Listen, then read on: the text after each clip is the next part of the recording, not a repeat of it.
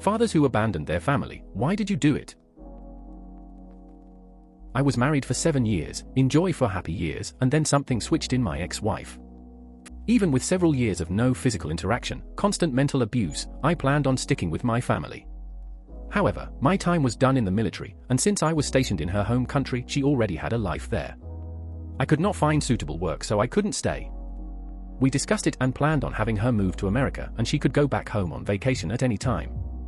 I got to America, the economy sank. I couldn't find work. Couldn't afford the immigration process. Several years went by, and we just grew more and more distant. Then finally, received the divorce paperwork. Only hear from my daughter once a year. Usually on Father's Day. But not this year. I was 19 when my son was born. I was addicted to heroin. In no position to be a father. My son out's now 6, I'm almost 26. I've spent years relapsing on and off, being in and out of his life. I ended up moving to a different state to get sober. I've been sober for a year and a half, and fear keeps me here. It seems like he has a good life, and I'm afraid I wouldn't be able to do as good a job as the people raising him. I'm in a lot of debt. I don't make all that much money, so I wouldn't be able to provide for him like they do. I know that's all bullshit, but I'm terrified of actually being a father. Hey, serious reply incoming, don't just run from this. There are some states where if you were married and no paternity test is done within a certain amount of time, you will be unable to reopen the child support case. Meaning that even with a paternity test in hand that proves you are not the father, you will still have to pay for all 18 years. I'm begging you, please go speak with an attorney in your area. There are clinics, just something. You may be running out of time very quickly. I don't understand how you could get to the point of saying you don't care and they're irrelevant when talking about the kids from your first marriage. They're as much a product of their environment as you were. Like, I get the attitude towards your ex-wife, but I don't understand the callousness for the kids if they didn't exist when the marriage was arranged or your first wife cheated. You don't have to respond, but I would very much like to understand if I'm reading you with the wrong tone, or if there's a part of your story with the first kids that you didn't want to share that made the difference. Curiosity and all. I don't care. I don't even know them. Do you want to know them?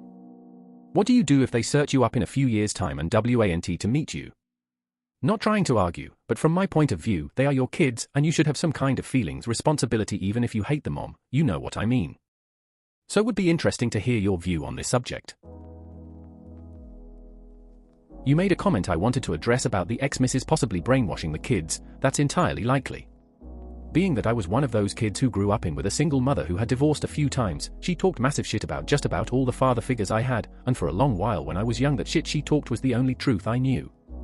Admittedly, most of them were pretty awful people in the first place, so I'm not discounting what she said, but to see things from their perspectives took me moving out and living life a little. I just hope that if they ever do come looking for you, you give them at least the time of day for some closure. It sucks never being able to piece together something with someone you never wronged. My dad's military, and I was born in another country without him for years. He finally came back and decided he wanted to make things with my mother, who is a saint. I understand what it's like, so from my experience, they won't hold it against you considering you could have left entirely. Thanks, I appreciate it. I hear that a lot, but it's a doubt that will always be in my heart and mind until the time comes. I fucked up and you really can't make up for those missing memories and times together. Good for you and your mom. Her mom was incredible with our situation. We get along fantastic, and she was nothing but perfect when it came to moving along and helping me form a relationship with my daughter. She could have acted a lot worse, and she chose to be an amazing person instead. I'll always be thankful for that. Your daughter's mother sounds amazing for letting you back into their life and allowing you to have partial custody after missing the first few years. A daughter-father relationship is vital, so wishing you all the best in continuing on your journey as a father. I don't get to have that life anymore because the woman I was with for 16 years decided I wasn't worth the trouble. This made me cry. It doesn't count for much, but I'm sorry and kinda wish I could give you a hug right now. It's sad, I'm sorry. I don't like to complain about it, but as I was writing, the emotions just took over. It's a difficult life to lead, which is why I can't blame her. I'll take that hug. As someone who met his father at 18, I have to say, you shouldn't leave it up to the child to reach out. That's the adult's job. As far as the child is concerned, you're too busy to be bothered. That's what you've illustrated for 15 years. Meeting your child is not intruding, and a reasonable child will always be willing and looking forward to meet their absent parent, so long as the effort to show is there and it's not a seasonal or well, glad that's done sort of thing. It would be understandable if you did intrude. My dad met his dad after 50 years. They, and my aunts, enjoyed a drink together. We visited lots of times afterwards until he died. No hard feelings. Answered lots of questions. We all got a bit of closure, and we all shared the regret of the lost years. I continued to visit her for another few months because she was my first girlfriend, the first girl I had sex with, and I had codependency issues. I think you have other issues if you feel you have to justify going to visit someone in those circumstances. You'd kind of be a dick if you didn't. You probably didn't need to be so drastic. I feel like you could have left her and still stayed around for the kid. What was the necessity in leaving both mother and child? Did she have the ability to ruin your life or something? If your sons ever come to you, please be a friend to them at least. You don't need to justify or explain what happened, but they may know what went on with their mom and may be waiting until they can have a relationship with you. It's heartbreaking that you gave up on your boys. I'm traveling that road myself, and the only way I could personally walk away is if I lost in court. That would just crush me. But I understand where you are coming from. All that stuff just weighs on you like crazy and impacts every element of your life. I'm sorry you had to go through that. I think you did the right thing, but I think you should reconsider the thinking about your children. They will see who she truly is as they get older, and may come to you with that understanding. I think you should be open to talking to them. It's not true that you have nothing to give them. I'm not talking about money, I'm talking about advice, friendship, and guidance. A 20-year-old man needs the guidance of his father sometimes. If either of your sons ever does come to you, I hope that you will give them your side of the story as objectively as possible. As a son, my impression and perception of my father changed as I grew older and became more mature. I'm glad he didn't ever just say look for answers from your dear mother. Give your sons enough information so that they can form opinions for themselves. I am a special education teacher, and I frequently work with kids like yours. Kids with special needs are just absurdly more likely to get abused by the adults in their lives, and it breaks my heart. In a way, I'm glad you left before you became the abuser, as with that much resentment, it would have been easy to become that. I hope your kid has a better life with people who love him. This is the most positive story I've read so far. I mean, it still sucks, but it seems like everything worked out in such a way that all involved have an opportunity to build a better life. I wish you the best of luck. There was a guy in a thread recently about unexplained events from childhood, where someone ran up to him at a roller rink and pricked him with a needle of some kind. That scenario could be easily explained by his dad having a paternity test performed. And it's amazing how Reddit always jumps to the defensive whoever is telling the story. As if they wouldn't tell it from a perspective sympathetic to them. This guy's story reeks of nothing is my fault mentality. You will lose your family as well as yourself if you go through with their plans for you, through resentment and depression and a feeling of a lack of control. The cycle of their outdated customs will have to break sometime, so make it happen on your terms. Good luck and much respect for living your life for yourself, it'll ultimately make everyone happier. I've looked them up on Facebook before. My current wife is a bit religious and thought it wasn't appropriate for me to not have a relationship with my other kids. I tried sending them friend requests, they ignored them. I sent personal messages, they blocked me. I called them a couple times, but they wouldn't speak to me. There's only so much a person can do. You came off a little hard, so it sounded like you hated them or something. Glad that wasn't the case. Sorry about that. Reddit is full of moral police. I don't expect anything less, even in a thread like this. Anyway, if I could go back in time, I wouldn't have accepted the arranged marriage, which would have meant getting kicked out of my parents' house, so I don't know where that would have led my life. If I could have gone back in time and avoided having, if they are mine, kids, I wouldn't do it. They deserve to live their lives freely. I can't take that away from them. If I could have gone back and rehashed things with NYX, nope. We weren't meant to be. I would have preferred one of us had the courage to say no instead of giving in to social norms. By writing this, you prove that you are still lucid, in control, and able to communicate effectively. Just not all of the time, I guess. Giles Roberts is right. You should write letters, record videos, write down your memories, thoughts, and find ways to express your love for your children. When they're older, and wonder about their father, these will help. God, how I wish I had some way to understand why my father did what he did to my mom and us. Even a single letter explaining how he felt and what he thought would have been wonderful. Absolutely. Now that I'm in my mid-20s, if my dad came back I wouldn't care, because he's never been to any of my graduations or birthdays, even when I begged him to come. When I was younger there was still a chance for us to have a relationship. If you want to be in your kid's life, make the first move. This is true for all chronic mental illnesses. Clinical depression in particular. Treatment and therapy work to give you the tools to be normal, but there are still bad days like anyone else. You are never cured. Neither medication nor therapy will help unless you want to make them work, and you go through the pain of finding what works and what doesn't. In the end, it's up to you to make the effort.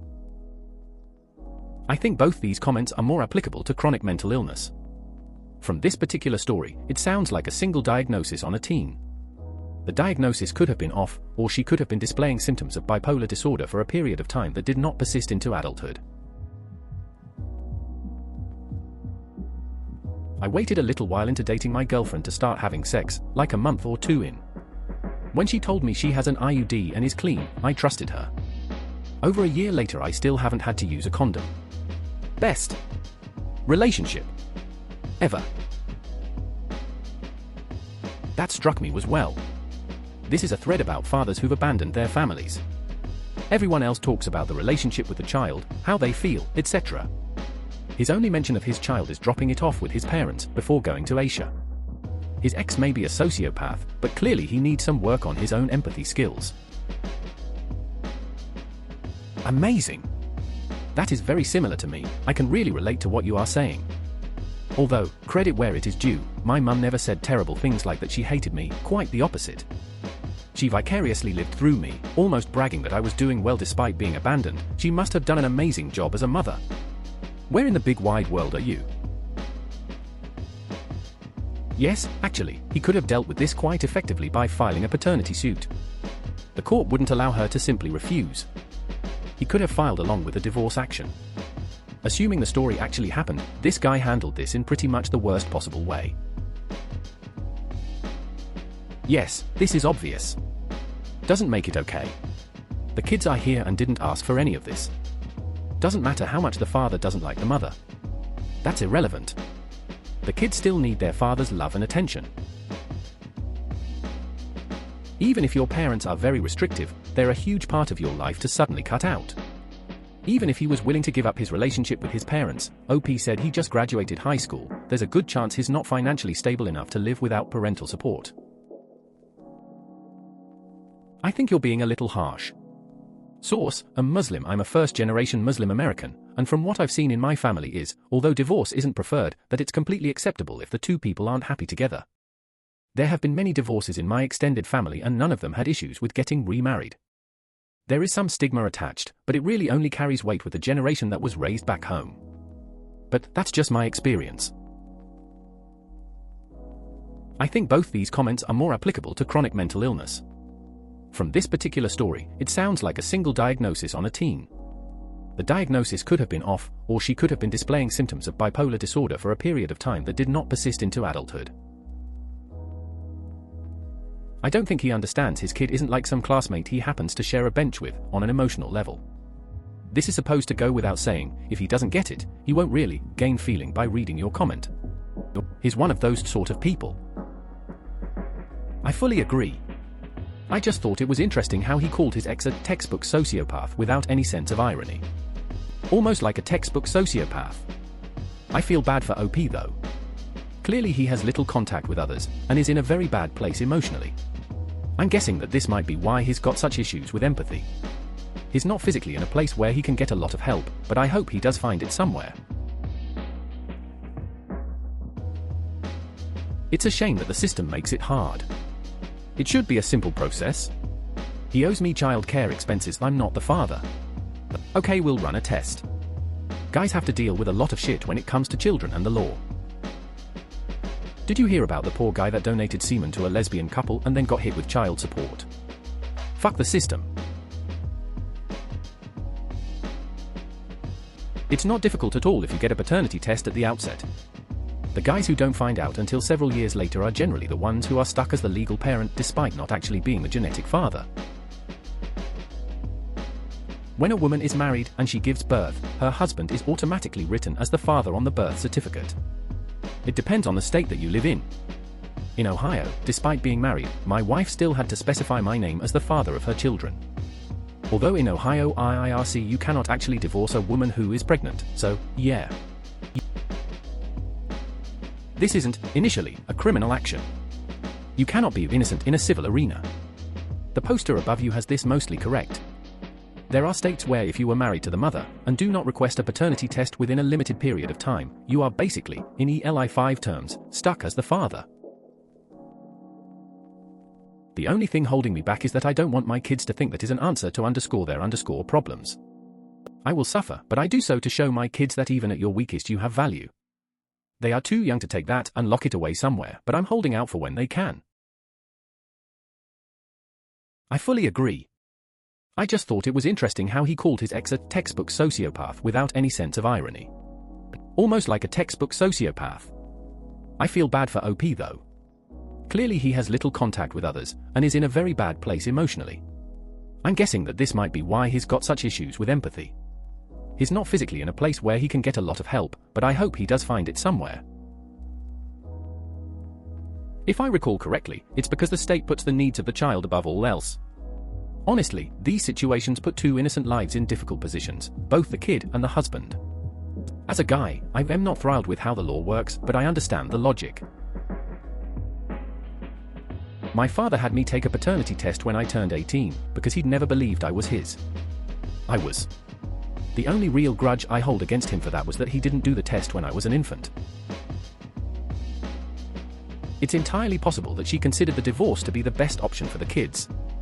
I'm not saying that it actually was the best option, but people do unpredictable things if they feel like their children are threatened, either physically or emotionally. Absolutely agree. When I hear about these custody battles where the dads get screwed over, it makes me really suspicious too. My sister's dad is a heroin addict. Now my mother isn't the best, but she isn't a drug user, and she doesn't drink alcohol, and she is honestly a great parent to my sister. Yet he got given 50% custody when the courts were fully aware of his drug use.